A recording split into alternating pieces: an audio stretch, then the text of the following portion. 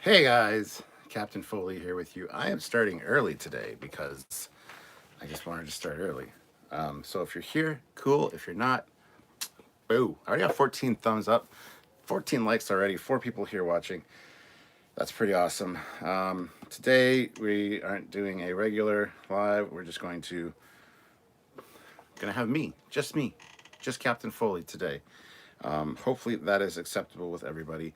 Hopefully you guys have a good time. You can ask me anything you want. This is a kind of ask Captain Foley. It's a captain's Q&A, I guess. And if you guys have something to ask, please feel free. Hello, Dan. How's it going? Let's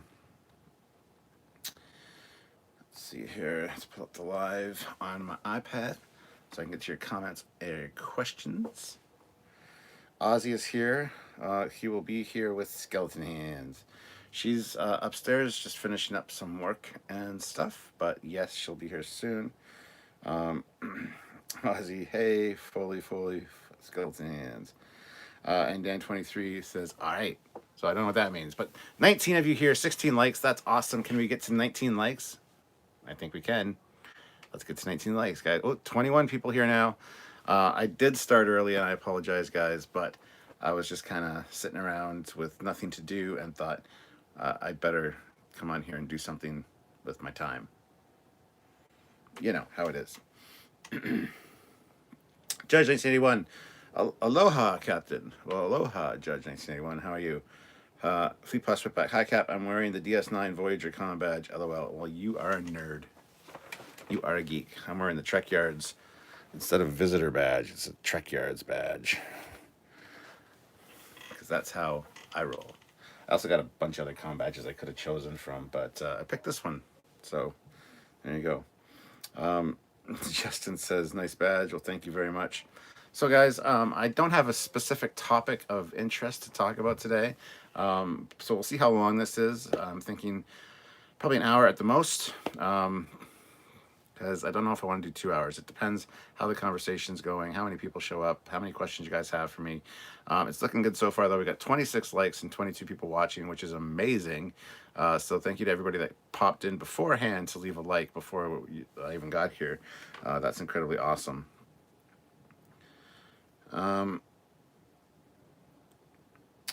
Raf Ahmed, fuck you too. You can go fuck yourself. And goodbye.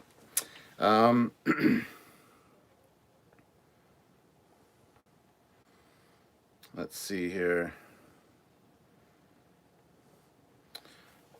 Lookout Tower Radio, how are you doing, Cap? I'm doing good. Dan23, I saw pictures of the Springfield class, which was in the Battle of Wolf 359, and I wonder how you get from the saucer to the secondary hull. Same way with the Oberth class. There are probably, well, I'm not exactly 100% sure what the Springfield looks like, to be honest. Should probably look that up. Springfield class.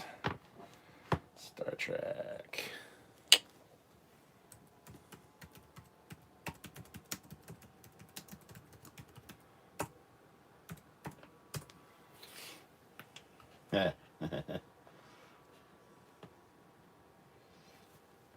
Yeah, probably via transporter system, or maybe those support pylons that hold it on are thick enough to actually accommodate a turbo lift, much like the Oberth, because that's how the Oberth happened on the Oberth too. So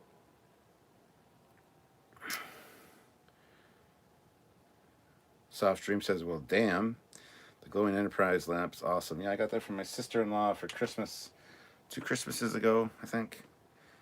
So thank you. Squadron Course, hi all, how's it going?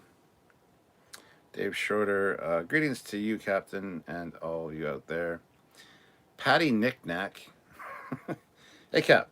How about to head to bed? Enjoy your videos on Transformers also. Might we see more Transformers-based content? Example, series reviews, Transformers of the week, etc. Probably yes, over on the Captain Foley personal channel. I do intend to do a lot more stuff over there. If you guys are not subscribed, please go subscribe to the Captain Foley personal channel. That's going to be for the Star Trek related content. So Squadron Course, we're talking about ship stuff if you want. Yeah, absolutely.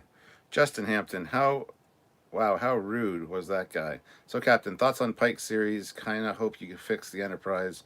More TOS looking. Thoughts on the Pike series? Hope they fix the Enterprise. More TOS looking. Why do we want a TOS Enterprise in Picard? I don't know what you mean specifically. Anthony Harvey says, nice. I'm going to wait for some of the chats to roll in here, but guys, tomorrow we're going to be doing one of our TNG reviews. It's Manhunt with Loxana Troy. I was going to watch that earlier today to kind of get that out of the way so I didn't have to do it tomorrow. However, we had a bunch of filming to do today. We even filmed with Resurrected Starships. We're going to be looking at, with him, the Romulan ships from Picard. So that's something you guys can look forward to, not this weekend, but probably the following weekend. And it's probably going to be a two-parter with Resurrected. Good guy, fun to hang out with him, and look forward to you guys seeing that video as well. Yeah. What else do we have going on? Later in the week on Thursday, we will have... No, tomorrow's Wednesday. I'm just messed up with my days, totally. So tomorrow is Manhunt review, and then on Friday is the next episode, which is the Emissary.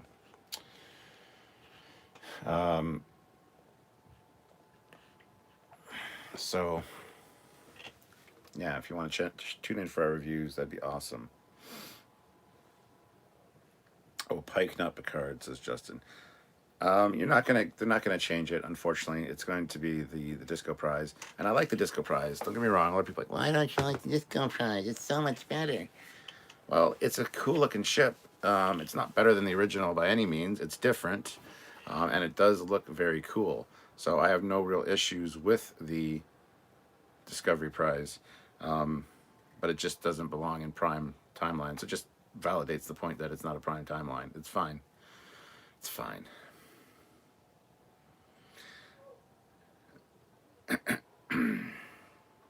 Judge 1981. Captain, dorky question. How is it possible to get those LCARS screensavers?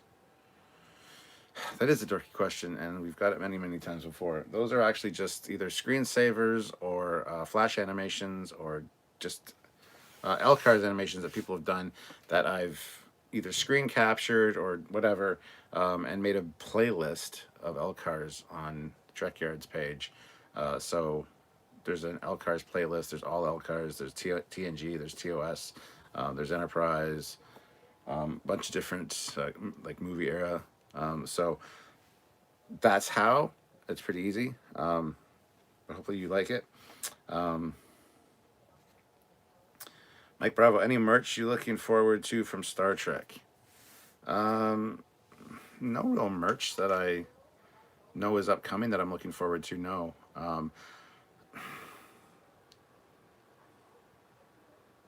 No. Squadron Course says, okay, ship stuff. Buzzard collectors gathering fuel. Doesn't that seem unnecessary as their primary function? I mean, the ship would already carry enough fuel for its mission. Well, it has deuterium, which is what they use for fuel. But the Buzzard collectors are there. They are in a vast interstellar nothingness. Things happen. Deuterium gets utilized. It's there to capture particles and stuff, which they can use, either convert into deuterium or use for probably replicators and stuff as well. So it's good to have some kind of collection method on board if you need to collect fuel. Yes, the deuterium tanks would probably hold enough for a certain amount of time, but as we've seen in Star Trek, the ship gets sent to like a far-reaching galaxy because, you know, an alien snapped his fingers or some shit. They're not going to be getting to the starbase to refuel anytime soon, like was originally planned. So it is good to have that collection method available, just in case. So just realized I forgot my water upstairs.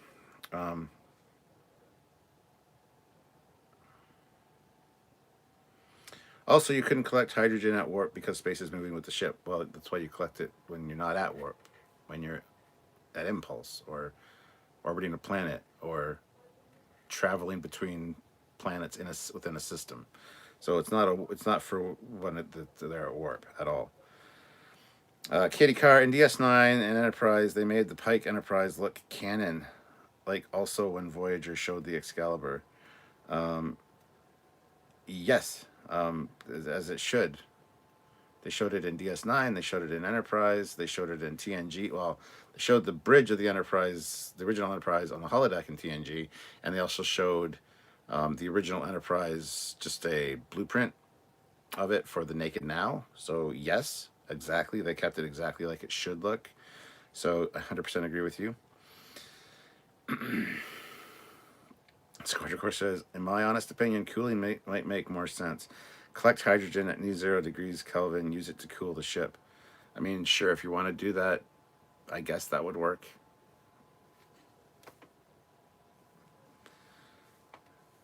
Chris Gwillem, Resurrected Starship, did a nice TOS and Enterprise on his channels. See earlier. Yeah, I saw that video when it first came out. It's okay. The biggest issue I have with it, I hate his impulse deck. I hate the impulse design he has on that. The multiple, I know it's cage like, but it's the multiple impulse engines across the back just don't work for me. It needs the two of them. So Charles puts in $2. First super chat of the day. Thank you very much, sir. Just stopping by, working outside. Here's money. Well, thank you, Charles. I appreciate that. And guys, yeah, super chats are still very important as they do help out the channel and help us out, as you guys know. So if I would love to read everybody's comment, but honestly, we do this as a living. So, I mean, if you guys can throw us a super chat once in a while for a question or comment, that'd be greatly appreciated. I understand times are very tough right now, all around, including for us, because Picard's over now. So our viewership and numbers have just plummeted. So, you know, these regular lives are a great way to engage and help out the channel. So if you can, please do. Don't forget, you can also join the channel at the rank of Commander, Captain, or Admiral. The link is, well, the button is down below beside the subscribe button. Unless you're on your phone, in which case you hit the super chat button and you should have the option to join. Unless you're on iOS, and then I don't know how you would do it because you'd have to go through Safari or your YouTube app. Would probably be the best bet. And plus, lots of other links down below. You can help us on PayPal. You can help us by using the link to get some Eaglemoss ships and using discount code Trekyards. You can buy some Trekyards merch at the Teespring store. So lots of great ways to help out the channel. But one of the best is just to join us here. Hit the like button. Make sure you're subscribed to the channel. And make sure that you share our videos, like our videos, comment on our videos, have interactions with our videos, and just overall... you know, help us out as you can. Let's see. Fleetpod Switchback, YouTube sucks. It won't let me put blood pie in a super chat. Okay. Charles, at warp, the collectors still function as within the warp field. The ship is moving at impulse speed, typically 25.25 Celsius or whatever. The hydrogen in the local relativistic space would still be collected. Well, there you go. Katie Carr, odd question. Why is most stuff on Disco blue? The warp core, the cell, lights, color, the impulse engines. Same with Star Trek Picard. Well, JJ started that trend with the blue nacelles, the blue Bizarre collectors. That was a design choice by JJ. The ship, right up almost until the movie was, the effects were supposed to be done, or started, was the ship was the right color. The Bizarre collectors were orange or a red color, and JJ's like, oh no, that looks too much like the original ship. I want it to look different. Make them blue, and then let's put a fucking window on the bridge while we're at it. So now, because that was the big screen, like, revitalization of Trek, now everything's blue and everything has a bridge window. So F you, JJ. Um,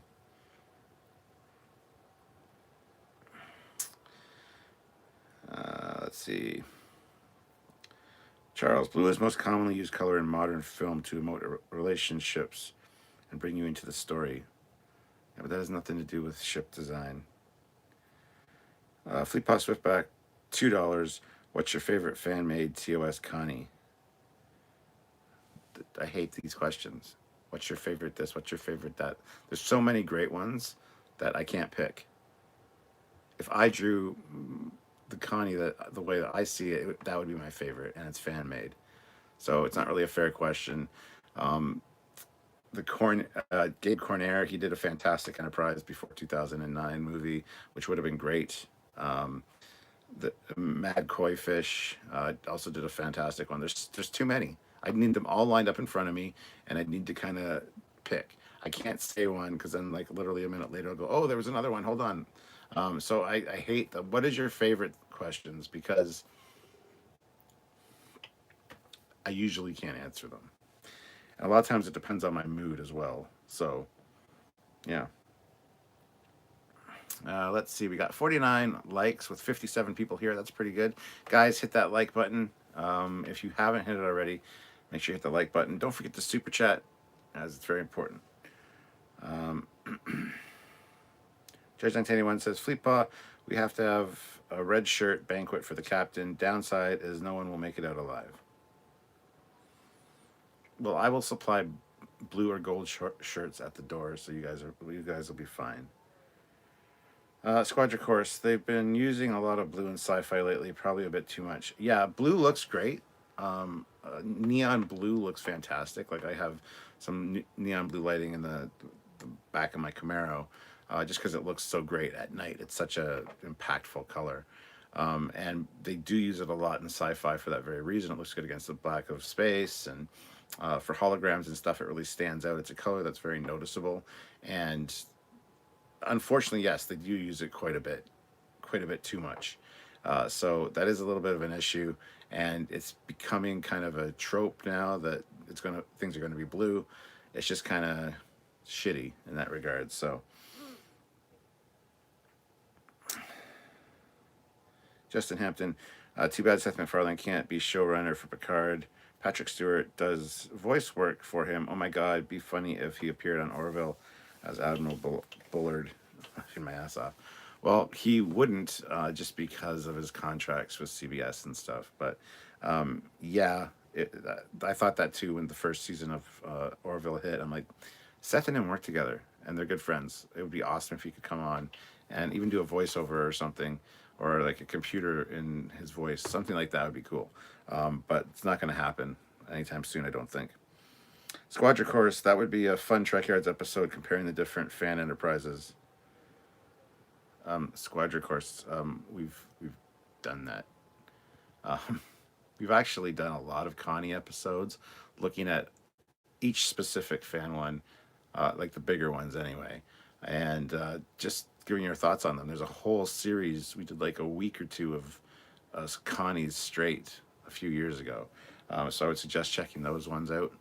So we have done that, not necessarily straight comparing because people work hard on these, and we don't want to say, oh well, this one's better than this one because this is what we think. We don't want to do that necessarily. So, I mean, yeah. Katie Carr, I prefer the gray, bright interior of TNG Voyager. It seems more realistic and like a home. Discovery and La Serena seem cold and would not want to live on those ships, cold and distant. I tend to agree, Katie. I do. Charles, in regard to point 25C, C represents the speed of light. Theoretically, impulse could get you near, as physics would allow, to the speed of light. However, in canon, message continued below. See, Charles, I'm not going to finish reading it because I just completed a script on impulse drives and impulse speeds and the relativistic problems that you get when you go over half the speed of light and how that's compensated for in Star Trek. So I'm going to skip over your comment because there is a fully written script on the computer right there that's we're going to be filming soon. I don't know when when you'll see it. It could be quite a while down the road, but it is a fantastic script talking about impulse. So there you go.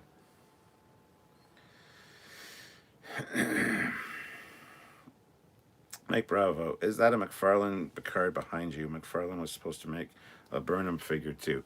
That is a McFarlane Picard. I've done a review on him. I also have Kirk upstairs. Kirk is up in the ready room. And yes, they were supposed to do a Burnham and Spock, which they never did. So there you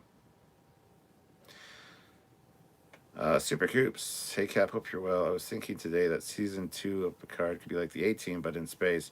But of course, it would be called the P Team. And no, I'm not drunk yet. I said that long ago. I said that last week or the week before about the P Team. Even bring Murdoch back, who plays Barkley. That'd be funny. But yeah.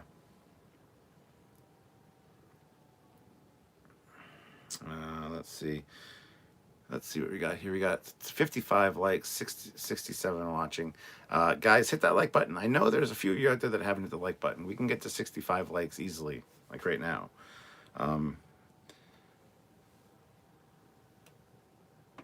Yeah. Whew. Squadron Cars, good point. Same reason not to review fan films. Hard not to hurt people's feelings if you don't mean to. Yeah, exactly, yeah. Justin Hampton, maybe Picard and Rios could buy an old Constellation class ship and join the Rangers with 7, LOL. I would not want to ever see that. I think that would be absolutely awful. Katie Carr, I've been seeing clips of the Orville on YouTube. I feel it's very Trek. Not a mockery, but an homage. Also, Brandon Braga writes on it so much TNG Voyager humor.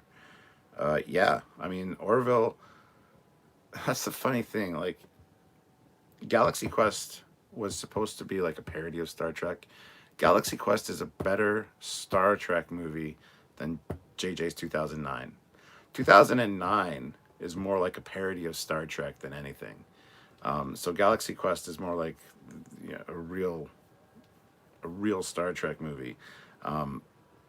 So it pays a lot of homage. The JJ film doesn't pay homage. It just shits on everything. And, you know, we're going to upscale the Enterprise. We're going to make it look like shit. We're going to do this. We're going to do that. And it's not an homage at all. It's very much more, it's more like a parody in my opinion, because the Enterprise looks so goofy. It looks like one of those super deformed vehicles you sometimes see. It just doesn't look right. So that's kind of my thought on it. And you're right, the Orville is fantastic. It is very much an homage to TNG. It's a love letter to TNG, and it shows so well that that's the case. And the humor is fantastic. The humor is what shows like Picard and stuff are missing. There needs to be a little bit of humor in your Star Trek. There always was a little bit, but just the Discovery and Picard, there's one or two moments, but a lot of them feel forced. They don't seem to fit the situation. It's just not done well, in my opinion.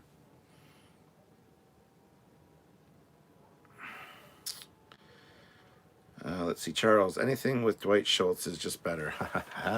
Yes, Dwight Schultz is Will Barkley. Yeah, so.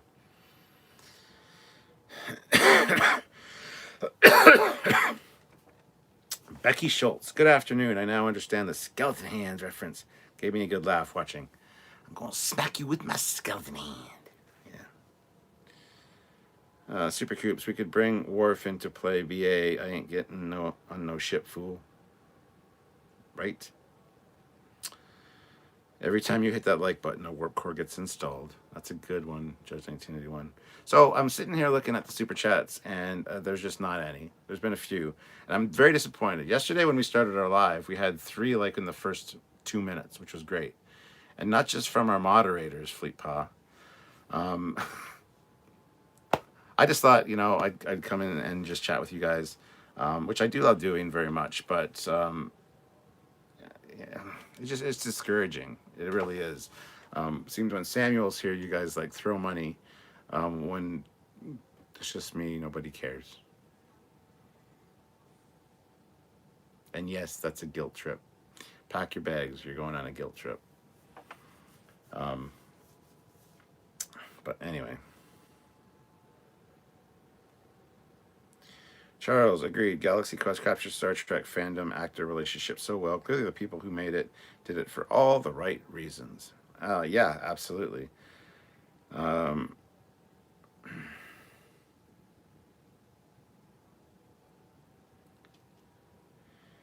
Rhode Island says, "What will life turn into if you can't criticize anyone? Because criticism can be a good thing." Did I say not to criticize? I don't. I don't think I did. If I did, I apologize. Kitty Car, a Ranger series would be awful. I'm the biggest Seven fan. I would rather have an astromech or astromech show would be great. Astrometric show. Nobody wants cowboys and starships riding into range. Same with Section 31, but that's my opinion. I agree. I wouldn't want to see a Fennec Ranger show either, honestly. I can see them doing that with Seven and Elnor as well. I can see them doing that, unfortunately. Justin says, how many TOS episodes ended with the crew laughing? Huh. More humor is needed, not deaths in Picard. Yeah, almost every episode ended with some kind of little fun little thing on the bridge at the end. And TNG had a lot of great moments because they had the main story, the A story, the B story, and sometimes the C story. And the C or the B story was usually lighthearted.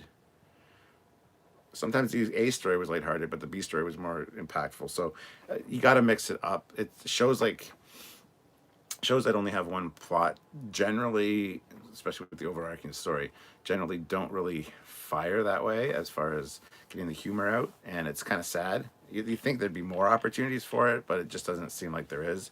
Um, no, that's not true. Actually, there is a lot of opportunity for it. Just has to be written properly and treated properly. So.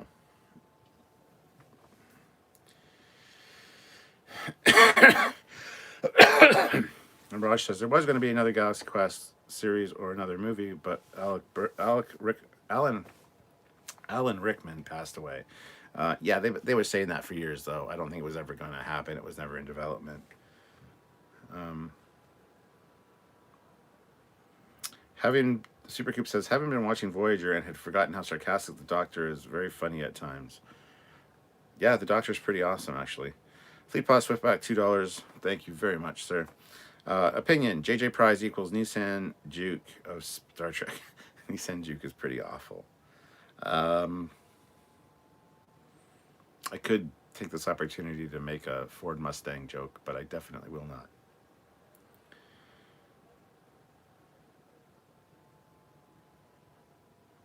Let's see. Number one sci-fi Trekyards. Did you notice that 2 episodes of Discovery have space whales in them?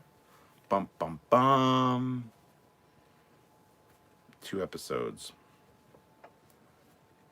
I know 1 episode does. Magic to make the saneth man go mad. And I keep hitting my frickin' tripod. There. But yeah. Don't know which other Discovery one you're talking about. They reference a Gormagander in Picard, though. So, I mean, that's a thing. Because that's the space whale. In case you guys don't know what a space whale is called, it's a Gormagander. Katie Carr, I never saw any JJ films. Could not bring myself to betray my canon eyes. LOL. Kirk eating an apple. Well, that's just to make him look like even more of an asshole. That was actually a good scene, though. That Kobayashi Maru scene in the JJ one was really good. I really enjoyed that. And the Klingon warbirds, because Klingons have warbirds, on the screen in the Kobayashi Maru were the best JJ design ships in the movie. And they're on there for a couple seconds. So... Captain, or Judge 1981 says, Captain, I went poor when I installed 900 in parts because Dodge sucks. Any car repair sucks. So I apologize. I feel bad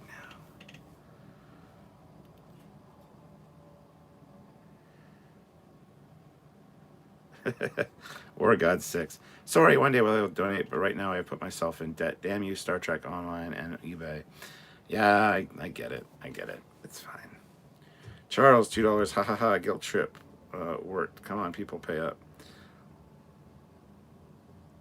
Katie Carr, $2. Don't have much, but live long and prosper, Captain. Well, thank you, Katie. That's very appreciated.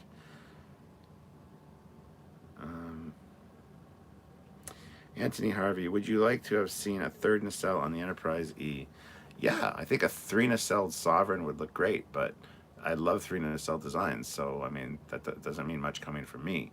I also think the Ambassador class that we saw in yesterday's Enterprise would benefit from a third nacelle mounted right at the back of the saucer, because there's no impulse engine at the back of the saucer. It's down lower on the neck. There's a big empty space at the back of that saucer. It's perfect. It's ripe for a strut and a nacelle. I saw one the other day that was done similar. It was an Ambassador class with a third nacelle, but it was done similar to the Foley class, where it was mounted at the rear of the secondary hull, which looked a little odd with all that empty space at the back of that saucer. It's screaming for a nacelle there. So, Judge 1981, $2 for the pug. The pug's not even here. The pug is betraying me now that Sylvia's working from home. She's upstairs hanging out with Sylvia. So, Super Coops puts in £2 because we carry Cap Barkley for Murdoch, right? Yeah. Yep.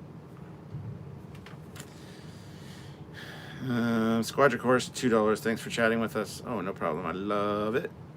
Plus, I really don't have anything else to do right now. So.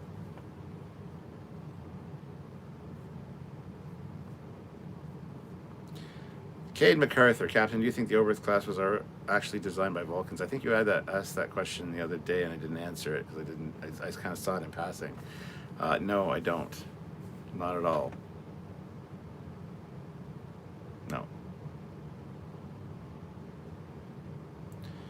Rhode Island, Captain, would you ever consider being an extra on Discovery? Yeah, actually, that'd be cool. Just being an extra on any Star Trek show would be great. We actually talked to somebody about that, and we can't actually do it because we're not members of the Screen Actors Guild. Even if it's a cameo and you're on screen, these days you need to be part of the Screen Actors Guild. So we'd have to get our guild membership and all that shit, and it's just like, eh. But yeah, I would definitely love to.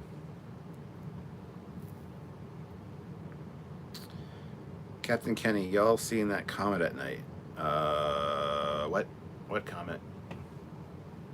I don't even know. Captain Kenny, it passed every 4,000 years or so. Well, if it's tonight, maybe. If it's a clear night, it's been kind of a shit day as far as being overcast and stuff here. So I don't know if I don't know. I don't even know what you're talking about. Squadron Course. I wish there was a better integration with YouTube and Patreon. I prefer Patreon because you get more money, but that joining channel makes it hard to super chat a lot. Well, yeah, I guess. But, yeah, I don't know. Olivia Julius, $2. Hi, Cap. Can't stay long. Hashtag Picard Fertilizer. Yeah, Olivia. And yeah, we'll be in touch with you soon to set up that Skype call. David Schroeder, $10. Wanted to show my support. Keep up the great work, Captain. Well, thank you, David. That is the best super chat of the day. You win the Super Chat of the Day award, so thank you very much. Number one sci-fi, Trekyards. They mentioned space whales in the last episode of season 1 when Tilly is eating a mysterious food in Kronos. They mention it. It's not in the show twice. It's just Gormagander meat. So I mean, you said that they were in the show twice, but you didn't say referenced twice. You said in the show. So there's only in the show once, but it was referenced twice. Unless you consider a little piece of meat on a stick to be a full space whale, because I don't. Maybe I'm just an asshole. I very likely am, actually. Katie Carr, what did you think of Ethan Peck as Spock? I actually really liked him as Spock once he shaved. I mean, I hated the beard for the whole run, but I think he did a very good Spock. I think he was actually a little bit better Spock than Zachary Quinto. To me, Zachary Quinto feels like a caricature of Spock, like a Funko Pop or a bobblehead. He just looks weird. Ethan Peck also doesn't look super Spockish at the, once the beard's off. But he has the mannerisms, the speech patterns, all that kind of stuff down. So I think Ethan Peck did a pretty fantastic job as Spock. If you go back and watch our season 2 reviews of Discovery, you'll hear me say that a few times. Ozzy Madero's $5. Never give up skeleton hands. Well, she's not here right now, so ha.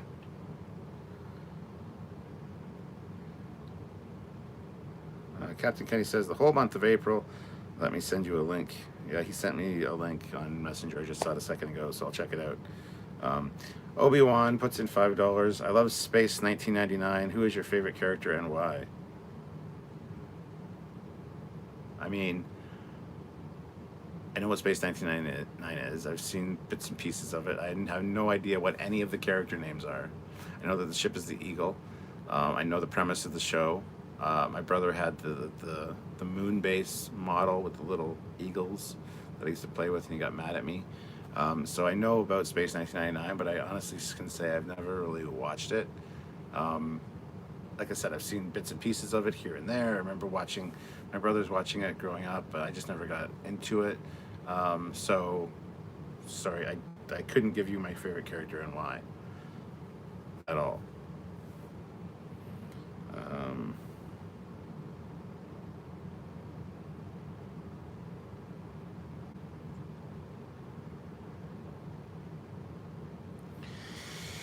Oh my goodness. Sorry, I just got a message. My kid's an idiot, but that's okay.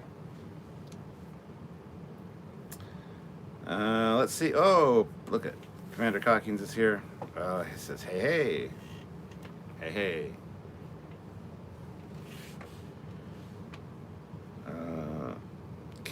Captain Kenny says the name is Atlas. That comet. So the Atlas's name is, or the Atlas's name is, the comet's name is Atlas. Well, there you go. Katie Carr, what are your thoughts on cursing in Star Trek? I find it hypocritical that Kurtzman and others say that they want young fans, but make shows I wouldn't know show a 15-year-old. I'm not opposed to it as long as it's done properly and by the right characters and in an actual situation that warrants it. So there's too much of it in Picard. They went out of their way to have an F-bomb in every episode pretty much. And that was too much, especially coming from some of the people that it did. So it bothers me, and yeah, you're right.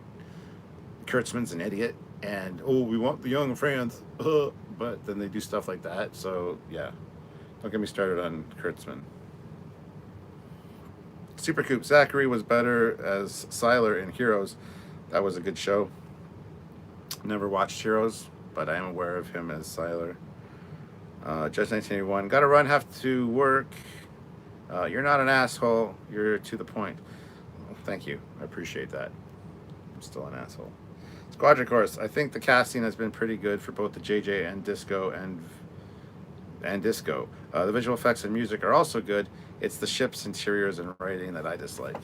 The ship's interiors and exteriors would be great for a show that's Picard era. It would have been fantastic, but just not where it sits in the visual timeline, visual canon. So, totally agree with you.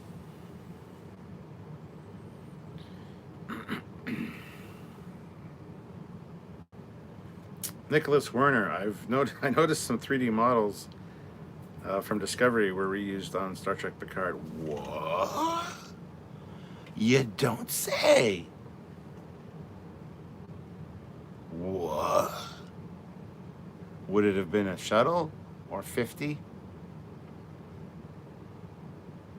There were some other ones too, especially in the short Children of Mars. What? Sorry. Power 543. I had a question. LOL. Did you ask the question? Oh, he did. Hey, buddy, he says, what's your favorite fan film ship I've designed so far, excluding Horizon? Your favorite fan film ship you've designed so far? The Romulan one from the Romulan Wars. Romulan, like, Klingon-y style one.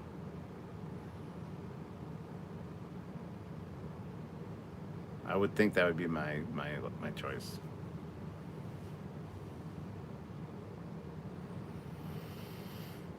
Complete Pass Whipback, sheer effing hubris. Yep. I made a meme. You know, when he looks up and he sees the Enterprise D spinning and the hologram thing, and it turns to the Discovery Enterprise. Took a screenshot of that and I made a meme of it, and it said, "The sheer fucking hubris." If anything in Star Trek Picard requires the quote, "the sheer fucking hubris," it is that. Having the Disco Prize following the Enterprise D in a rotational thing of historic ships or whatever, instead of the TOS Enterprise or just another Enterprise. Like, that was, hey, look, here's our Enterprise. Yours doesn't exist no more. Fuck you. Yeah, that's all that was. Squadron course. Disco shuttles. Disco shuttles. Yep. Nicholas Werner, did Star Trek Picard do any kit bashing this time around? No. No, they didn't. Let's see, we have 72 likes with 77 people watching. That's awesome. But if you haven't hit like yet, hit like. Let's see how we can do as far as all that goes.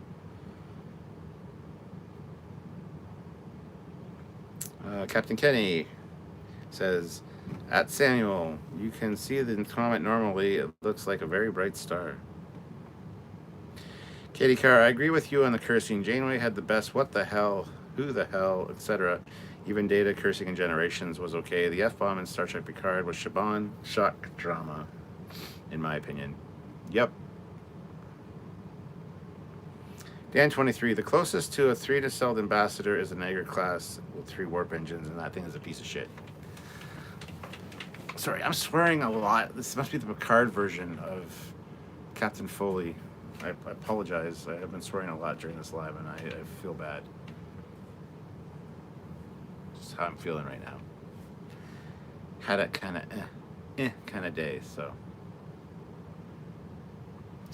Anthony Harvey, how is the Dark Knight Batman friend of yours doing? How is Sky doing? He's doing fine.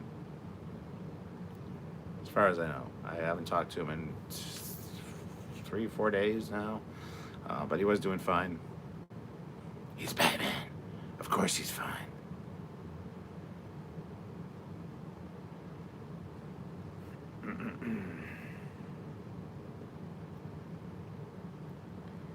Mr. Captain 93, Trekyards. The fact it was Disco Prize even goes against the DS9 episode with the Tribbles. Yes. And the Endermere Darkly episode, where a TOS ship crossed over into the... Yes. That's what I mean. For 50 years, every time they showed that era, which is a period piece, they showed it well. They took pride in it. They made sure it looked the way it should. They went out of their way to make it look as it should. As much detail as possible, as close as possible to the original. And then Discovery comes along and fucks it all up and says, yep, this is how it looks now because we have the ability to do it now. Well, they had the ability to do it then. They chose not to because it's a stupid idea. But yet you're still saying that Discovery is prime timeline. It's very, very clearly not. Out of 50 years of prime timeline history, you're the anomaly. You're the one that's different. And you've only been here. You're just entering season 3. So go F yourself. Oh, I want to sit down. I want to sit down with Alex Kurtzman so bad. I just want to have a conversation with the man.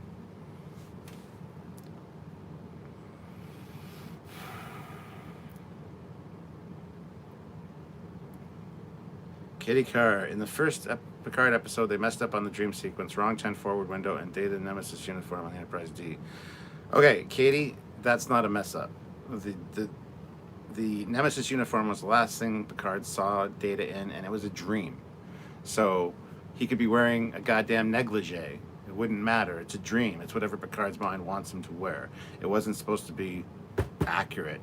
Picard wasn't wearing a uniform either. If Picard was wearing a TNG uniform and then Data was wearing a Nemesis uniform, then it'd be like, okay, well, maybe that was a mess up. But considering it's a dream, no problem with that. As for the 10 forward windows, I agree with you. But at the same time, it's a dream. That's what I write it off as. It's obviously a visual mistake, a visual effects error, but it's Dream, so they can get away with it. I have no problem with either of those things. Katie Carr, Star Trek Foley, written by Shaban. No. No. Hey, Tom Zeros, how's it going? Hi, what is your favorite Federation ship? You missed the first part of this stream, didn't you? I hate being asked what is your favorite anything. Okay, my favorite Federation ship is the TOS Connie, followed immediately by the refit because they're the same ship. So there you go. Simple like pie. Katie Carr, I caught a disco mistake. There were no replicators in TOS, am I right? Kind of. To be fair, Discovery is only like 10 years before TOS, so, but it's not really a mistake. That I have no issue with as well. That's also something that's kind of replicating the uniforms in Discovery, like we saw at the opening of one of the episodes. That's garbage. That's bullshit. But the food replicators in the mess hall, not really an issue for me. Squadron Course, the TOS Defiant was just beautiful in Enterprise. Oh, yes. Justin Hampton, if Picard wanted to do a big, long arc, should have looked at Babylon 5 and how it was written and thought out. Like the way that DS9 looked at Babylon 5 and stole their ideas. There was a big controversy, lawsuit even, at the time when DS9 came out, because it was basically Babylon 5, the storyline, characters. You see a lot of similarities there. It's like everybody with Picard, it's Mass Effect 3. It's like, okay, we get it. Nobody's going to remember that in 20 years. Anyway. Supercoops, Chief O'Brien wanted to swear, but it was done in a... Chief O'Brien used a swear, but it was done in a manner that wasn't so brash. Bloody hell and bollocks were as bad as it got. Good old Chief, what a guy. Yeah, I love O'Brien. Fleet Paw says, personally I'm okay with the swearing, but there are several very unnecessary sheer effing hubrises that I hate. The effing hologram, shut the F up, and the effing did it again, we're okay. I hate that fucking hospitality hologram. It's like my favorite. That is so well done. Donnie Pearson, when I think of the word Defiant, I think of the Federation starship first seen in DS9, Season 3 opener, The Search, long before I saw the Connie class Defiant.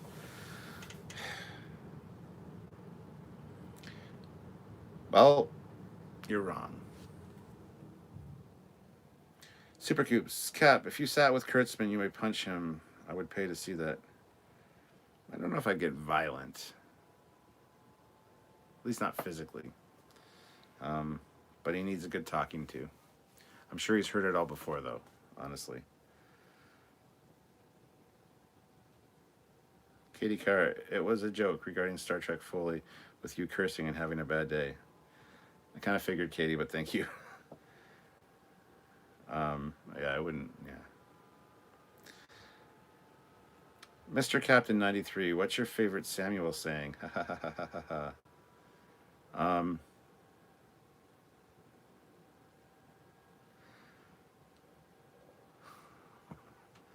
Oh, I have so many opportunities here, don't I?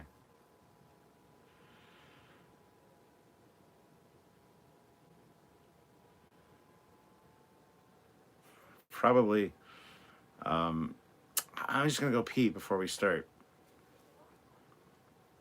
Yep, we were supposed to start 4 minutes ago, but okay. I'm one of those people that like to be punctual. I like to be early. In fact, a lot of times too early, 15 minutes early, and sometimes more early to things, and you just sit there and wait. But we'll literally roll into a live around 5 minutes too sometimes, and chit chat, and then still like 4 minutes after 5, he's like, I gotta go pee. It's like, oh, okay. Well, that's why You guys wait sometimes. So that's one of my favorite catchphrases of his. And when we have a guest on, can you adjust the lighting? Can you put on a lighter clothes so that you brighten things up? Could you adjust your headroom on your camera? There's those. And I'm not being nitpicky. I'm not being mean, Samuel. I'm just saying these are things that make me kind of go, ugh. There's Samuelisms. I'm sure there's a ton of Foleyisms. You hear me a lot more because you have to film with me, talk to me, and edit. And so I miss out on the editing set, the extra hearing your voice. So I'm sure there's a lot of things that piss him off about me. So that's a question for him sometime.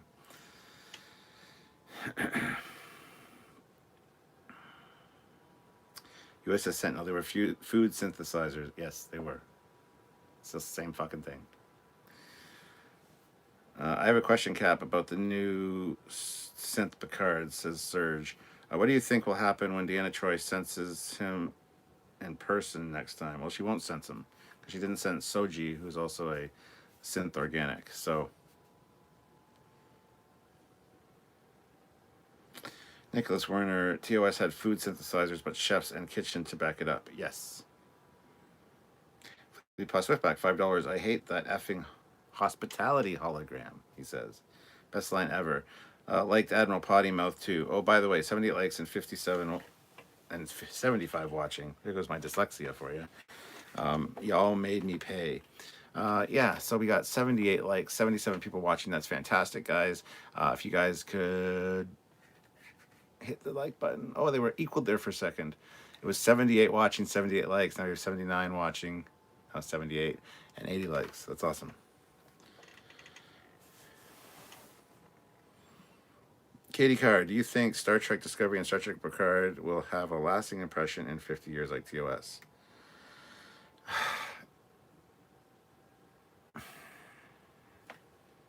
No, because they're not starting a franchise. They don't have the gestalt that the TOS does. They don't have the gravitas of it. They didn't create a whole franchise based on them. They will be remembered as they'll still be remembered because they're part of Star Trek history. Whether we get shows that are worse than them later down the road or we get shows that are 1,000 times better, they'll either be remembered as the worst series or the new version of Star Trek that divided the fan base, or they're going to be remembered for a lot of things. So yes, they will be remembered. They're not going to be as fondly remembered as TNG and TOS and all those. It kind of be like a DS9 thing. Not a lot of people like DS9 even to this day, and so you hear a lot of people. I haven't watched all of DS9, or DS9 wasn't Gene's vision, so I didn't watch it. You're going to hear a lot of that when it comes to Discovery and Picard down the road, but it's still going to be remembered. It's going to be the one that I didn't watch, is what a lot of people are going to say. So, yes, to your question.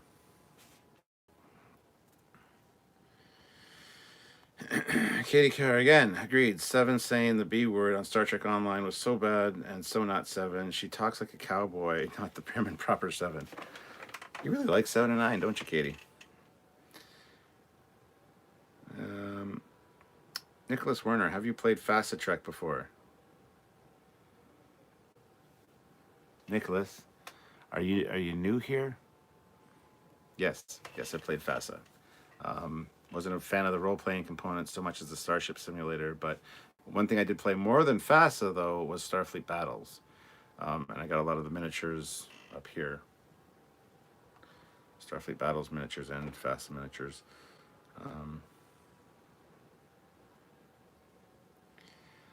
Tyrone says, Captain, do you see Ira Stephen Bear and Donald D. Moore coming back to Star Trek? Yes, at some point I think they will, which would be great. Katie Kerrigan, I'd rather CBS invest in a DS9 miniseries as pitched in What We Left Behind. Yeah, that would be fantastic.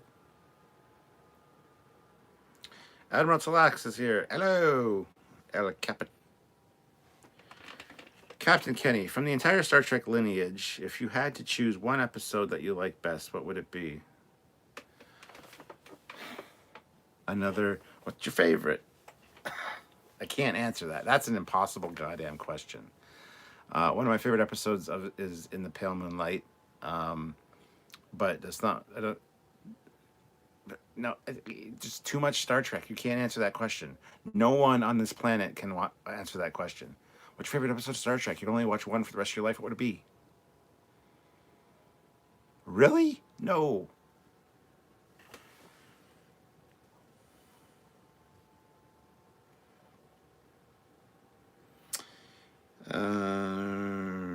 Kitty Car. I meant agreed with Nicholas regarding Steve Seven in Star Trek Online, not directed towards Captain Foley. Oh, okay, must miss something there, but that's okay. Mark Lawrence is here. Hello, Mark. No more CBS. Hopefully, they sell Trek off to someone who can do a better job than a DS9 series would be fine. They're not going to sell Star Trek. It's a cash cow. So, Supercubes. Everyone seems so sweary today, so I may as well join in. Fuck, fuckity, fuck, fuck, fuck. Ah, that's better. Right?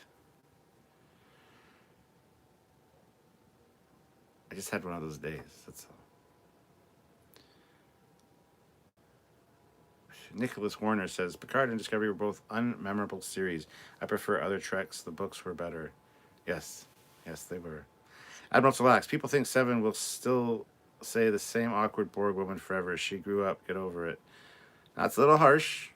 That's a little harsh. She was learning a lot of lessons about humanity on Voyager, and she was heading in the right direction. That's what the people are complaining about. So telling people to grow up and get over it really pisses me off, first of all. That's like when people have joined the Trekyards Facebook group, which they know is about ships and tech and whatever, and people are going to talk about the technology of the show. And there's a comment thread, and all of a sudden you get some jackass that comes in and goes, "You guys know it's just a fictional show, right? It's all make-believe and made up." Really? Holy fuck, thank you. You saved my life. I thought it was real. I was wondering why we were still here. We could be on a ship. Of course we know it's made up, you dumb fuck. That one of those things that just gets under my skin. It's a pet peeve of mine. Just don't do that. Don't say get over it, grow up about somebody not reacting well to a character's development when they really like that character. That also bothers me. It just, yeah. Whew. Okay, Squadron Course. I would rather rewatch Enterprise, TOS, TNG, TS9. Where the fuck did that comment go? Voyager, then watch Picard, Discover Picard, and have to overlook all the inconsistencies. I don't have an issue watching Discovery or Picard. I look forward to each new one. I actually get a little excited when there's a new Discovery episode because I enjoy Stamets' character. I love seeing Tilly. There's lots about the show that I like. So I'll watch it all. It's Star Trek. I'll watch it all.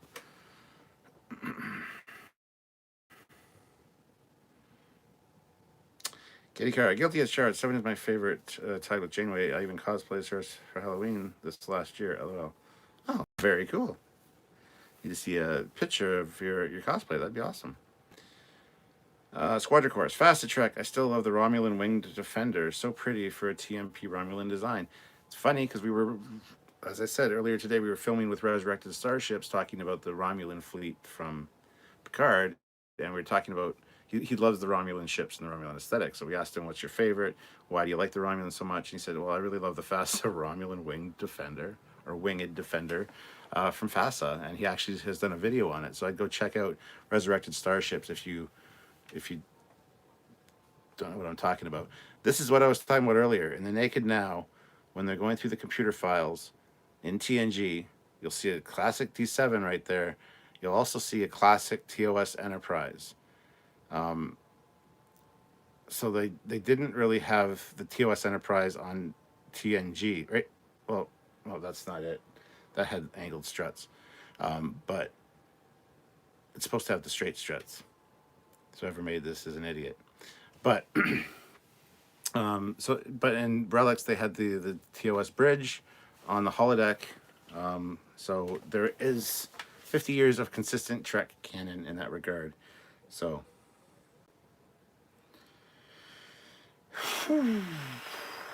Larry, when is Kurtzman going away?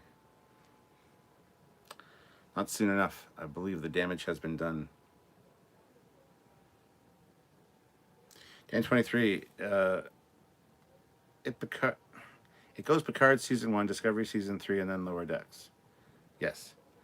Zeraxis. Personally, I love adding more realism where you can when thinking about or discussing Trek, but agreed. Telling people not to like stuff that they like is absurd and self-defeating, and also kind of childish, unfortunately. Rhode Island. Isn't people on the Facebook page just telling us to grow up and that Star Trek isn't real? There to get a reaction from us because they got nothing better to do with their life. Yep, but why the fuck are they in the group then? Why did they choose to become part of the group if that's their attitude? Just annoys me. Admiral Talax responds, characters grow, that was my point. It's not realistic for a character to stay the same. See ya. See ya? And characters do grow and change. But somebody can voice their opinion. You don't have to tell them to grow up. That's the only point I was making. You could say exactly what you said. Characters grow and change.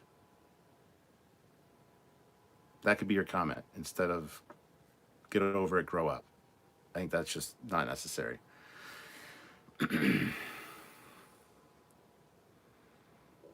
Captain Kenny, sorry to ask stupid questions, Captain. Quarantine is getting at me.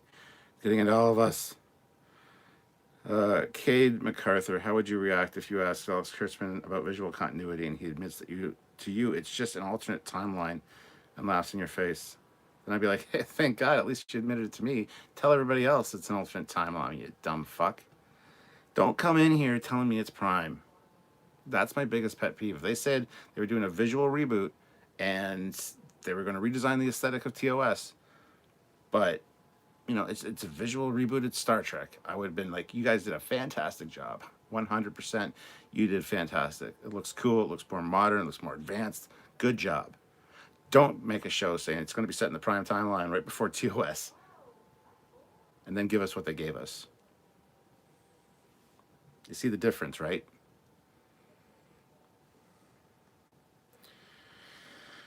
TXR way. TXR way? Texer way. 10 pounds. Bearing in mind that we saw the Discovery version of Kirk's Enterprise and Picard, do you think it's the original timeline, or would you call it the Discovery timeline? I make no qualms about this. I've been saying this since day fucking one. It's the Discovery timeline. There's the Kelvin timeline. There's the Prime timeline. There's the Kelvin timeline, the Prime timeline, and the Discovery timeline. The Discoverse, if you will.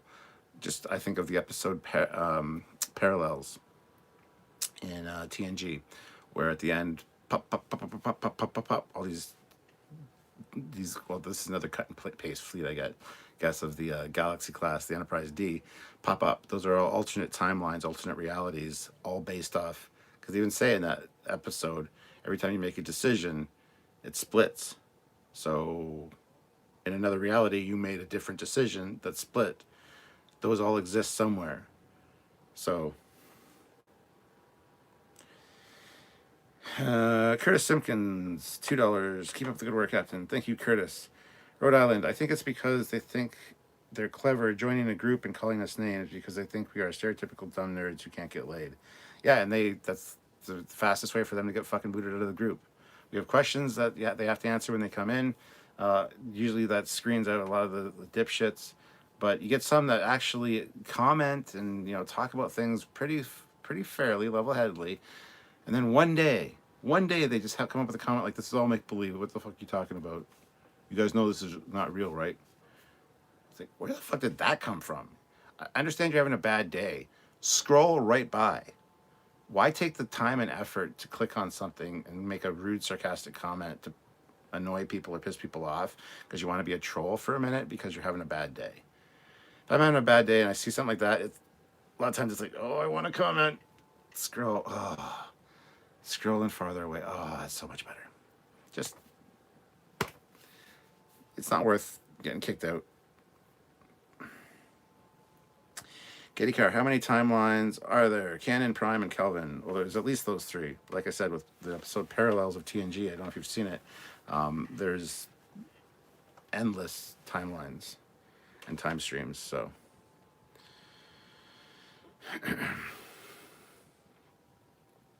1023, yeah, they can't make Discovery look like TOS yet.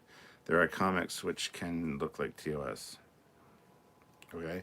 Jeff Jacobs puts in $2 with a sneak peek eyeball looking at me because he's a creepy fucker in his car.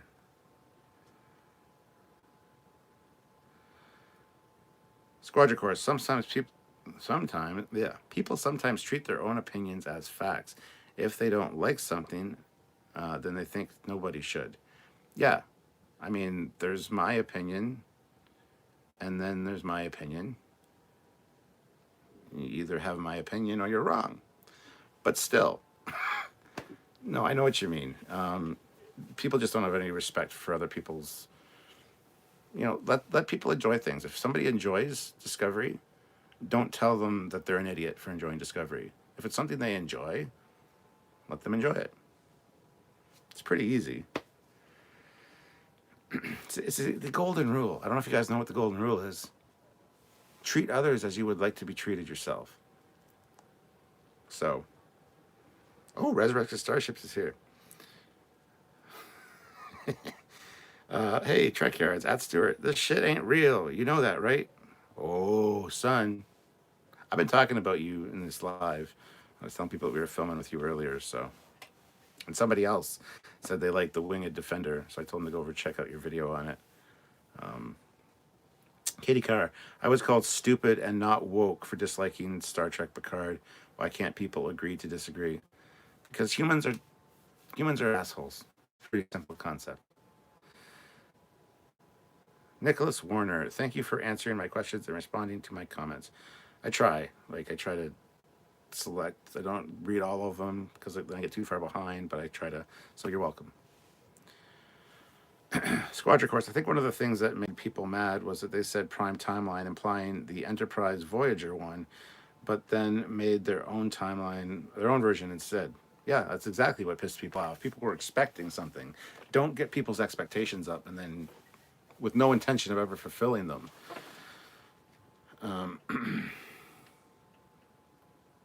Zeraxis, I've always thought of seasons 3 and 4 of Enterprise to be an alternate timeline as well, to be honest. Arguably, all the Enterprise is a slight variation, mostly because of all the time travel involved. Yeah, Enterprise, right from the get-go, pissed me off because it messed with my canon that was established through FASA and Starfleet Battles and all that stuff that we had when there was no Star Trek, that we, poured over and we loved and we studied. That was our headcanon, and Enterprise came along. They tried to fit it. They tried to fit a lot of it in, but it very disjointed. So, yeah, I just feel that Enterprise is a divergent timeline because when the Borg sphere went back in first contact and crashed in Antarctica, or got blown up and the pieces landed in Antarctica, there was an episode of Enterprise where they find the Borg there. That's because when the ship went back in time, it also went to a different reality as well. So it didn't land on the Prime Timeline, or if it landed on a different one, that one gave birth to the the Enterprise series.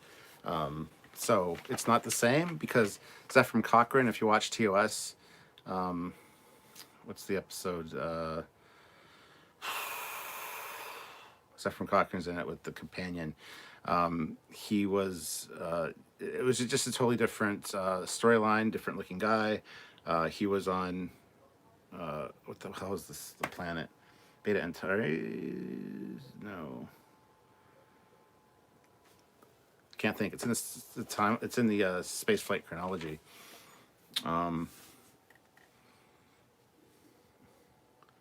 He was on a shuttle to wherever, and he crashed landed on. Anyway, so yeah, a TOS is a different. TOS is the Prime Timeline. Boom.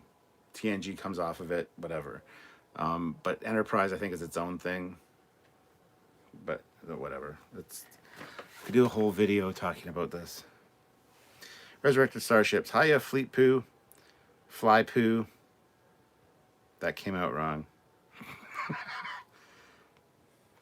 Captain Kenny. In the Pale Moonlight, they talk about the Cardassian-Romulan border. How is that possible? Isn't Federation space in between, or did Cardassian space bridges over Ferengi and Breen space? Space is three-dimensional, man. You see a map, you see a border. That's fine. The border's there, But you go up like however far, things have changed. The Federation might go like this, and then the other one come down like this and border with the other one.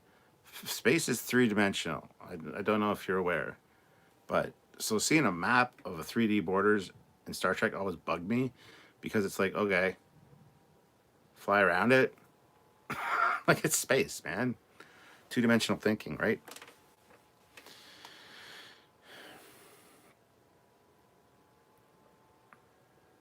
Curtis, I agree with Curtis. I love all Trek, the good and the bad.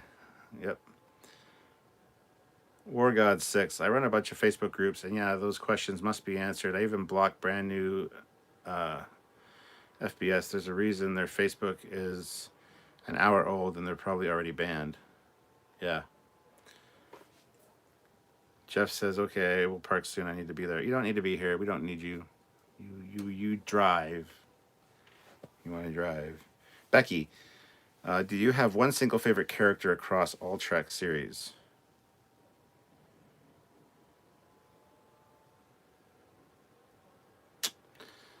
I'd say my favorite character is Kirk. I'm just one of those old school kind of guys. My favorite character is Kirk, hands down. My favorite captain would probably be Cisco. Cisco, then Kirk. They're very close, those two. And Archer's even up there because they're kind of the rough and tumble, punch first, ask questions later kind of captains. But I think, yeah, Kirk would have to be my favorite character. Richard Jogna, I agree with you. Star Trek fans should respect everyone's views and respect each other. Yeah, in a perfect world, but unfortunately, it's not the case. Dan 23 709 does mention events of first contact in Year of Hell and Relativity. Yeah, so I didn't say Voyager was prime timeline, did I? And those were just retconned in after the fact anyway, so it's bullshit. Katie Carr, my response to haters: write your own fan fiction of stories. If you like or dislike what's on screen, writing what you like is fun. I just started my own fan fiction called The Delta Quadrant Tales. LOL. Well, that is awesome, Katie. Looking forward to hearing more about that. And I agree. A lot of people come on to our YouTube channel and criticize our videos or our points of view or our opinions. And I basically say to them, you know what? Here's an idea. You start your own YouTube series and make your own videos talking about what you think, and I'll gladly come and watch them. Don't come into my chat, my comment section, and be an asshole. Just because you don't have the creative fortitude to create anything or come on camera because you're too chicken shit, which a lot of people on YouTube are. They leave comments, like scathing comments, but they have no content of their own, which they're either jealous or they're just assholes. So either way, fuck them. Create your own content. I'll gladly go watch it. Then I can comment on it. Put your own views out with your own content, not on somebody else's creation, shitting all over what they made. So, oh, this has gone really dark, this whole live. Zeraxis, got to remember that the galaxy is a bit of a disk as well. Also, there is no canonical map of the Alpha Beta quadrants, so it'd be pretty easy for there to still be a border. Exactly. Captain Kenny, oh yeah, I totally forgot 3D thinking like Khan. Dang it. Abrantes09, is the prime timeline done for now? Is the Discoverse the new Trek for TV as long as CBS owns Trek? I highly doubt CBS will give us any real prime canon Trek for years to come. I think prime timeline is done for now, yes. Lower Decks gives me a little bit of hope, just because we saw them on stage in Vegas and they seem to know what they're talking about. I can see it be a continuation of TNG and actually Prime, but we'll have to wait and see. It's satirical, it's funny, it's not really real Trek, but I think they know enough about Trek, and they actually put my mind at ease. I was very worried about Lower Decks until I saw that panel. So I think they're doing great. 100 people watching, 99 likes. That is fantastic, guys. Hit the like button if you haven't already.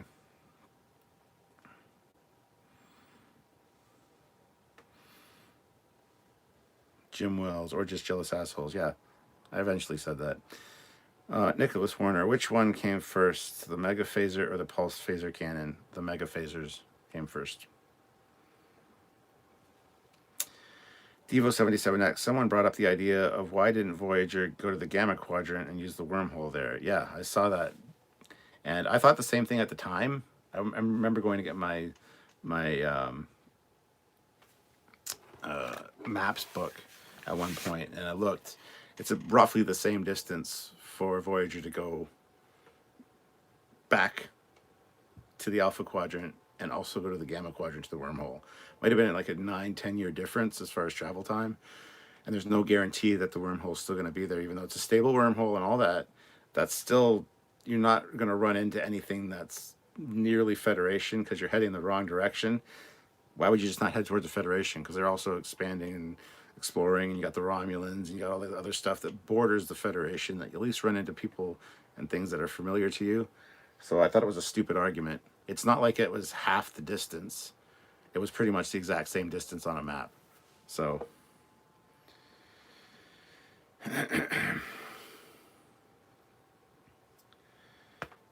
Jim Wells, prime timeline is done forever. No, it's not. Nope, not as long as there's people like me, like you. Prime timeline will never be done forever. There's always still hope that people are going to be able to, in 10 years, get in a position where they can make a show, a Star Trek show, and say, you know what, it's my turn now. So, no, it's not dead forever. Rhode Island at Trekyards. One thing I've learned in studies of people is that there is no level 2. The amount of stupidity you can find something couldn't be more stupider. Only 2 find something to beat it next week. Lots of 2s there. Gotcha. Squadricorus. Criticism is usually either constructive, helpful, dismissive, don't care, or hateful, just being ugly. Yep. Zeraxis. Prime timeline doesn't fit into modern Trek TV trends, which is part of the problem. The only prime pre-discovery Trek that might work would be something like DS9, and even then it'd be iffy.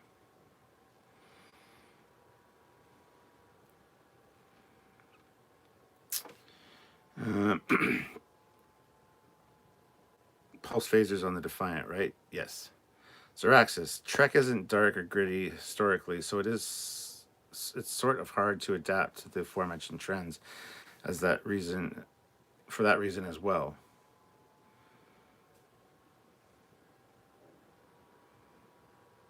Serac of Vulcan, but Voyager knows there's the Dominion controlling the Delta Quadrant, or the Gamma Quadrant. They don't, though, not at the beginning. They don't find out about the Dominion War until season 3, 4. Then they find out that the Dominion went in and wiped out all the Maquis. That's like a big plot point for B'Elanna in one of the episodes. So, no, they didn't know that Dominion existed, first of all, or was at war with the Federation, or just a bunch of assholes. They didn't know that when they started their trek back. So, fun will now come out. It's exactly. There would be no guarantee that they could have accessed the wormhole. Even though they were at DS9 before they left for their mission, they knew where the wormhole went. But, 60 years later, who knows what the situation is going to be. It's best just to head towards your home. Straight line, right? Nicholas Werner, I hope a Trek series covers the Tomad incident. We actually have a script, an episode filmed about the Tomad incident. It hasn't been released yet. I think it's still in the editing purgatory somewhere.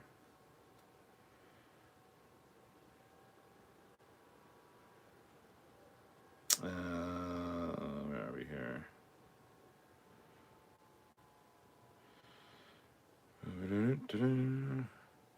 When is Discovery's new season is coming? Probably in the next 2 months, maybe 3 months. Cade MacArthur. One part of me wants to defend Discovery, but another part wants to criticize it. What should I do, Captain? Do both. Do both. If you can argue a point for and a point against, you're. I was going to say you're a better man than me, but I try to argue points for and against. A lot of times, it pisses Sylvia off. A lot of times I'll play devil's advocate in a conversation, even though I don't agree with the points that I'm defending, just because I love kind of getting people riled up and getting in an argument sometimes. Not an argument like fight, but just to disagree with somebody to see how they handle the situation. So I can be kind of an asshole sometimes. But doesn't mean I actually believe what I'm defending. So just watch it and enjoy it, I would say. Opinion on the Norway class? Eh, not a fan. Not a fan of the Norway class. War God 6, so many maps. Which one's official? Because STO Earth is in beta, but Voyager headed for alpha. And where's the Delphic Expanse located? Those are all very good questions. Kitty Car, Captain, what is your favorite uniform? Monster Maroon. Hands down, the Monster Maroons from Star Trek 2. Other than that, Nemesis are great. So those would be my answers. Even though you asked what my favorite of something was.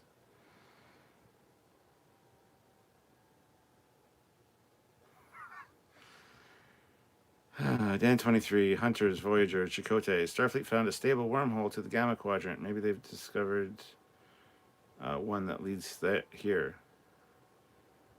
Yeah. What's your point? Voyager knew about the wormhole. They stopped at Deep Space Nine in the pilot episode before they went to the Badlands. They knew about the wormhole. They knew it went to the Gamma Quadrant. They would have known roughly the location of where it came out. But that doesn't mean that they were going to head there. So yeah, they were aware of it. They just weren't aware of the Dominion at that point because that was early on in DS9's run, just as they were starting to explore the Gamma Quadrant. And then the Dominion showed up, and then the Dominion were a bit of a pain in the ass, and then the Dominion all of a sudden declared war and killed the Maquis. And Voyager didn't find out about that because they were in the Delta Quadrant until Starfleet finally got in touch with them. So, yeah. Donnie Pearson, welcome. I must go. Thanks for a great show. Till we meet next, may you and yours live long and prosper. Please take care of yourselves and each other. We're all in this together. You sound like Jerry Springer. Please take care of yourself and each other.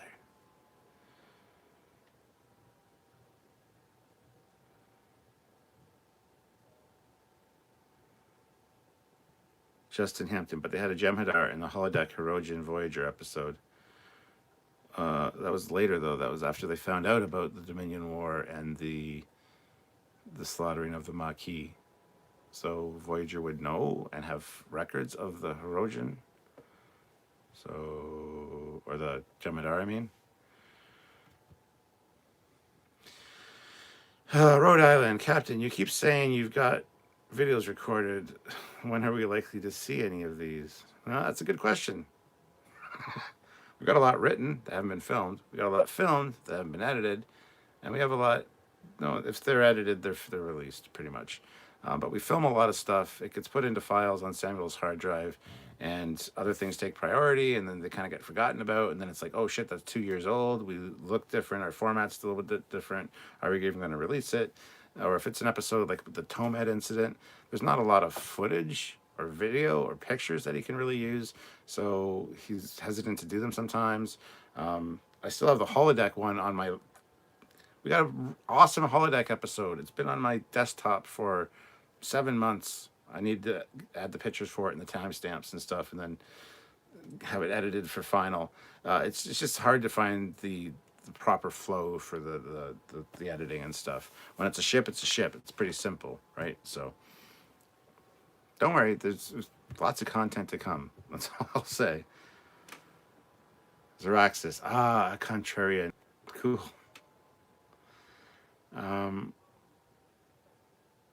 Fleet Pod Swiftback. Voyager gave their database to the Hirogen so they'd have knowledge of the Jem'Hadar. This was also after Voyager had gotten the data stream from the Alpha Quadrant. Yes. TXR way. 5 pounds. I have seen plenty of good 3D star maps. A Star Trek map is doable. By the way, thanks for making lockdown more bearable. Anytime. Thank you. Ozzy says it's Tilly. Where's Tilly? You saw Tilly? I don't think you saw Tilly.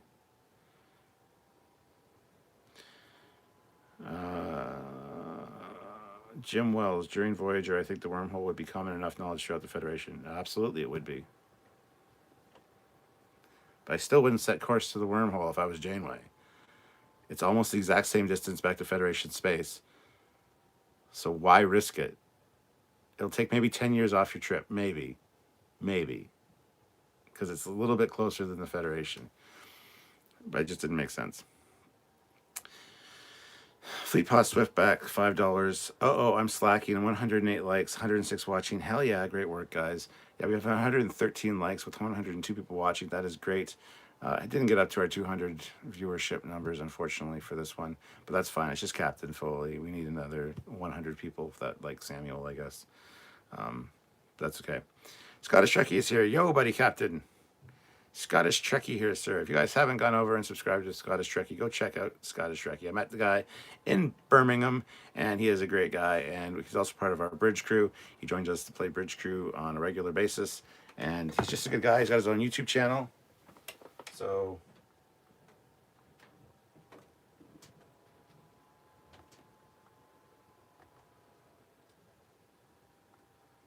go subscribe to Scottish Trekkie. Do it. I have spoken. Sorry, I had to fix my outcards. Devo77X, I noticed the captain's visitor's badge, but it's not a visitor's badge. It's a Trekyards. Pretty cool, eh? Cade MacArthur, what would your opinion have been on Discovery use the exact same 60s style aesthetic as TOS, including human-like Klingons, and the writing was still the same? I would have felt a lot better about it, but I'd still complain about the writing. In fairness to Sam and Stuart, they've been covering Picard for the last 2 months, pretty heavy, so there hasn't been time to do other stuff. Yep. And then we had Discovery. When we did Discovery, we hyper-focused on that, and there's just a lot going on, so. One thing I do wonder about is how many crew members did Voyager lose? They cover that. There's actually a video out there that covers that. Sigmund, my favorite Star Trek game is No Man's Sky. There you go. Jeff Jacobs, I am here. I want 200 likes. You're not going to get them. 115 likes. You're not going to get 200 likes. Sorry, son. Scottish Trekkie, thank you kindly for the shout out, man. Cheers. Not a problem, Scottish Trekkie. Ian, I know you was Ian, but you guys should know him as Scottish Trekkie. Please go subscribe and check out some of his videos. Let's get his subscriber numbers up. Let's help him out. Raj, I will check out your channel, Scottish Trekkie. There you go, Devo77X. Oh, Trekyards badge. Yeah, I got a whole bunch of comm badges over here. I just tried to decide which one to wear. Saw this one and got, that's a unique one. I'm going to throw that on, see if anybody notices it. So thank you. Becky says cool badge. Yeah, so I guess that's it. We're caught up on the chat now. So, yeah, Scottish Trekkie says thank you. You're welcome, sir. He does some pretty good videos. So go check out Scottish Trekkie. Plus, he's a good guy. Even if he made crappy videos, I'd still say he's a good guy and go subscribe to his channel anyway. But I watch his videos, so there you go. And Raj says, hello, Scottish Trekkie. I have subscribed. So you go. You're getting some more subscribers now. Serge Eloy, my favorite ship is the Galaxy class. It's a lot of people's favorite ship. It's a good ship. Fun will now commence. Trekyards did a fantastic job with covering the first season of Picard, especially with the live streams. Well, thank you. We really appreciate that. We try hard to do the best work we can and get as detailed and actually generate conversations. So thank you. We appreciate it. Jeff Jacobs, $5. I am paying for 150 and 200 because we will. I love Scottish Trekkie.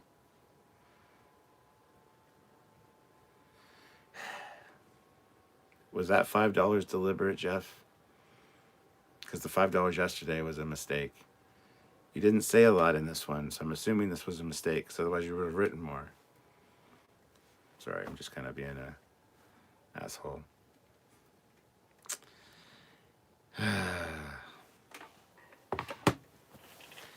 Yeah, so that's pretty much it, I think, for me today.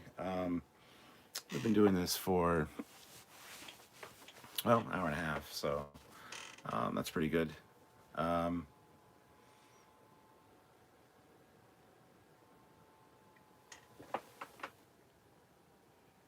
Curtis Simpkin, Jeff, don't have nothing to do, Captain, LOL. Yep, I can't change it. LOL, intentional.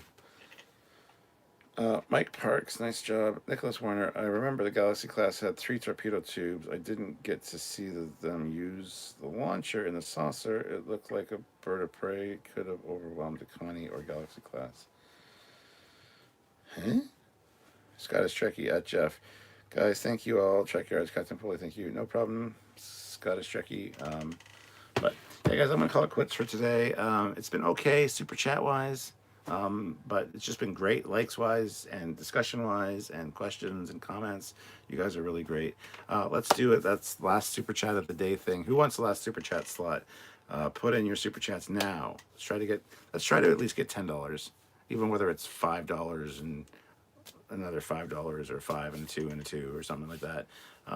Usually we ask for 20, but considering there's only one of us here today and it's only Captain Foley, I doubt I'll even get 10. But no, when Samuel says, let's get another $20 to close out the show, like boom, boom, boom, boom, boom, boom, boom, boom, boom, boom, super chats. I don't know if it's the British accent. I don't know what it is. I'm Canadian. I'm nice. Just saying.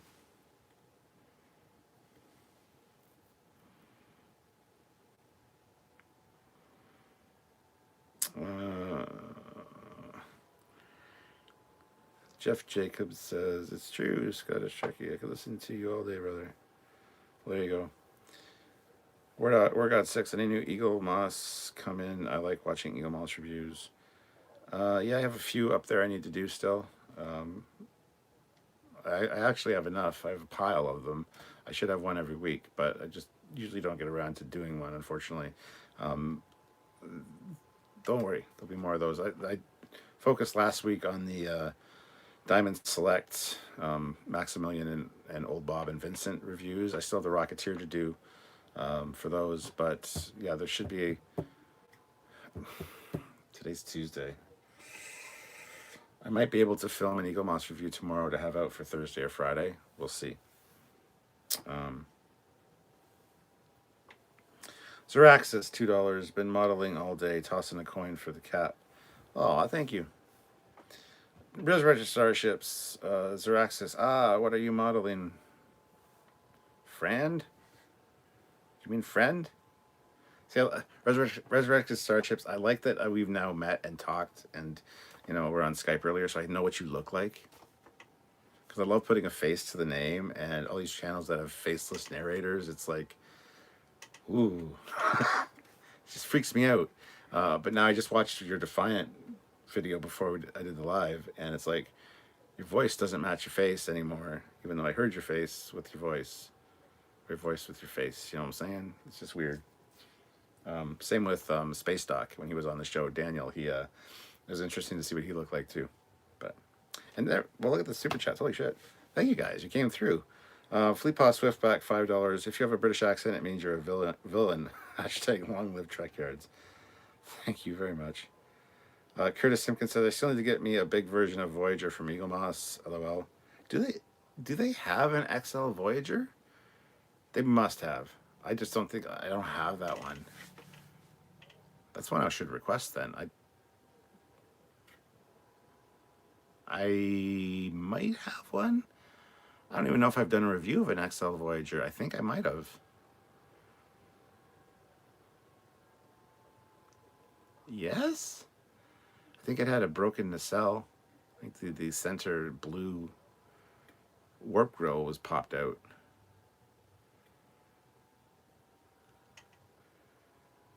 Which they sent me, if it's, I think it's Voyager. I think it was the XL, and I think they sent me a replacement. So I think I have 2 Voyager XLs. Or did I get rid of one? I don't know. I'm going to have to take a look. My brain hurts now. Squadra Course, $2. This will get you partway there. Well, thank you, Squadra Course. Scottish Trekkie, £15. That is amazing. Thank you, Trekyards. He says, Scottish Trekkie, that was not necessary. Love helping out friends and fellow YouTubers, and don't have to pay me super chats for sending people to your channel, man. But I appreciate it. Spites friend. Oh, okay. Kate MacArthur, thank you for answering my questions. Thank you for being here to ask questions, because without you guys, there would be no show. So, Jeff Jacobs, $5. I shall do 5 again on purpose, even though you have not watched Firefly. I love you anyways. Not just because I lost your wife, laughing my ass off. Glad she's not sitting in the chair over there. You're lucky. You're lucky, man. Resurrected Starship says, yes, I'm human. Not sure about that. If you're human, that was like a dollar store human disguise. Just kidding. Just kidding. Just kidding. It's like one of those dollar store Halloween costumes. I'm just kidding. He's human, guys.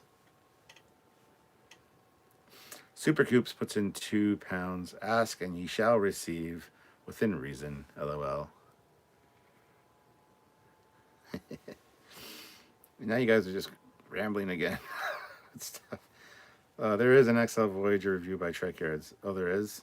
Yeah, okay, that's what happened then. I got it. The warped chiller grill was popped out, the plastic, or it was missing the plastic. It wasn't popped out, so I just would have fixed it. It was missing out of the box. And so they sent me a replacement. So I think I might have 2 up there. One of them is missing a... Or did I take that to London Comic Con and sell it? With people knowing that it was... I forget. Oh my God. I'm such an idiot. I'll have to go check. I don't know.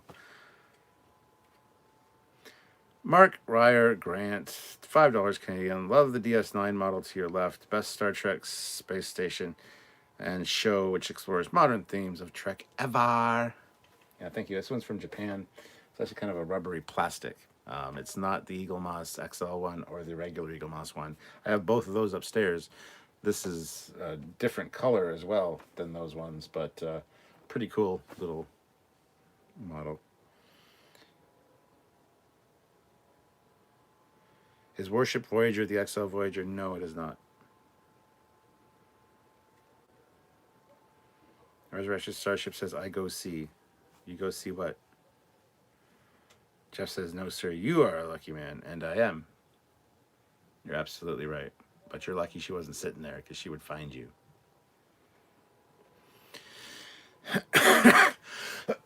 Scottish Trekkie again. Goddamn, man. Puts in £5. Yeah, there is an XL USS Voyager. Yeah, I thought so. Richard Jagana, I love your F-14 model you did on Trekyards episode. Well, it's here. It's not finished yet either. It's so little. It's so little. And it can do this. And it can fly.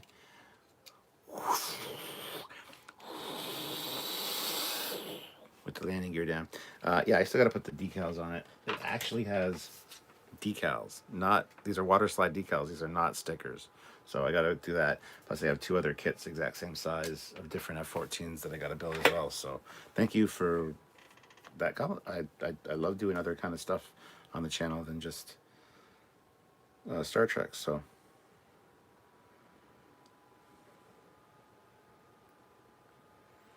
Squadron Course, note to self, no lusting after the captain's wife.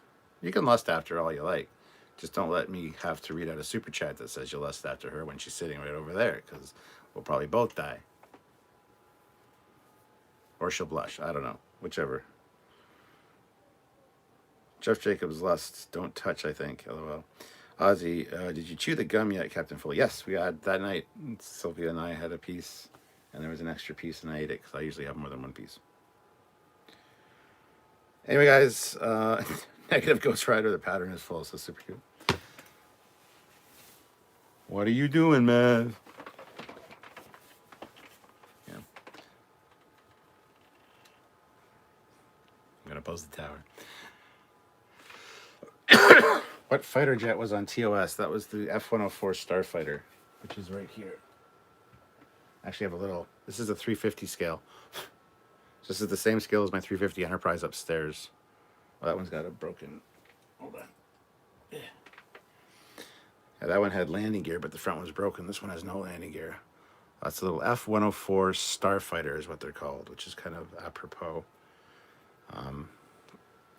But yeah, little 350 scale F-104 Starfighter.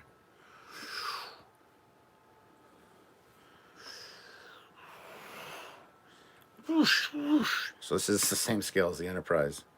A little person in the cockpit, you know. You put this on the saucer of the Enterprise. I love getting 350 scale stuff to put with the Enterprise to see how big it really is. So that's pretty cool.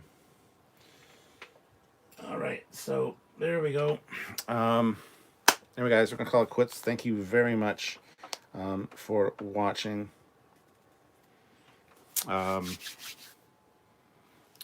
did you get your Picard visited? It's not, see, for last time. It says Trekyards. Fan made it for us. Guy out of Mississauga, who's like an hour and a half from here. He 3D printed them. So instead of visitor, it says Trekyards. But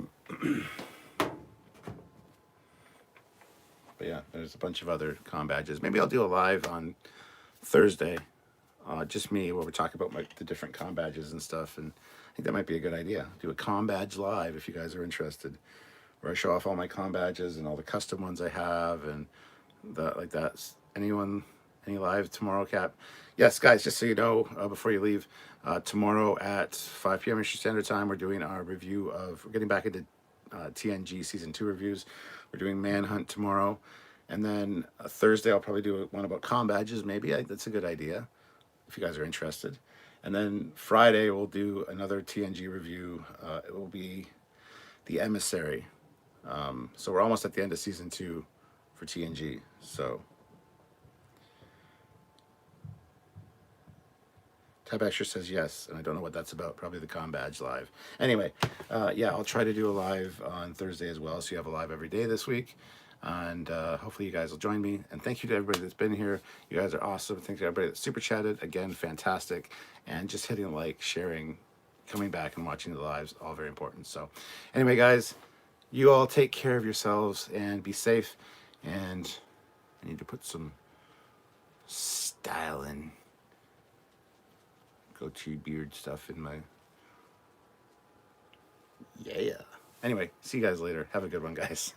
And Jeff, maybe I'll tell her what you said. I'll let you know.